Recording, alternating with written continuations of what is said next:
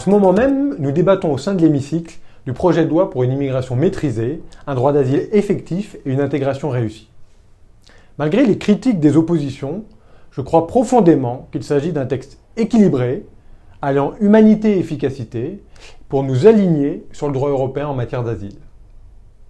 Alors que la demande d'asile diminue en Europe, elle continue à croître en France du fait de la multiplication de zones instables dans le monde, notamment, vous le savez, en Syrie et au Sahel.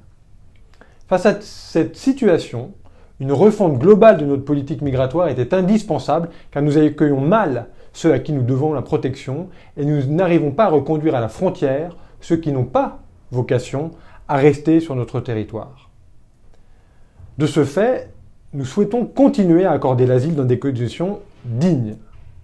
Le premier objectif est de raccourcir les délais d'instruction du droit d'asile à 6 mois environ, contre 11 mois aujourd'hui. C'est un délai raisonnable et qui évitera de continuer à créer des situations insupportables pour les personnes qui ont fui des théâtres de guerre et qui doivent attendre parfois jusqu'à 2 ans pour connaître leur avenir. Bien sûr, nous instaurerons un retour digne dans le pays quand l'asile n'est pas accordé.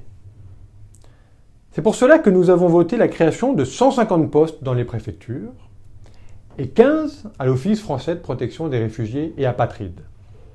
Nous avons aussi décidé qu'un centre d'accueil et d'examen de la situation, un CAES, sera créé dans chacune des grandes régions françaises. Concernant maintenant la lutte contre l'immigration irrégulière, la durée maximale de rétention administrative sera portée de 45 à 90 jours, avec un séquençage pour le juge de la liberté et de la détention à se prononcer à différents temps de la procédure. Je rappellerai que la directive européenne Retour, c'est son nom, prévoit une durée pouvant aller jusqu'à 180 jours. Enfin, nous allons améliorer l'accueil des étrangers en situation régulière grâce à la facilité de la mobilité des étudiants notamment et des chercheurs au sein de l'Union européenne. La création d'une carte de séjour étudiants, recherche d'emploi ou création d'entreprise pour les étudiants diplômés en France, mais aussi le doublement du nombre d'heures de cours de français de 200 à 400 heures.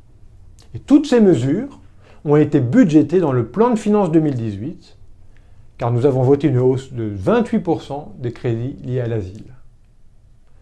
En somme, pour nous, pour la majorité, l'hospitalité est un idéal que nous devons tous garder à l'esprit et que nous devons confronter aux réalités du monde.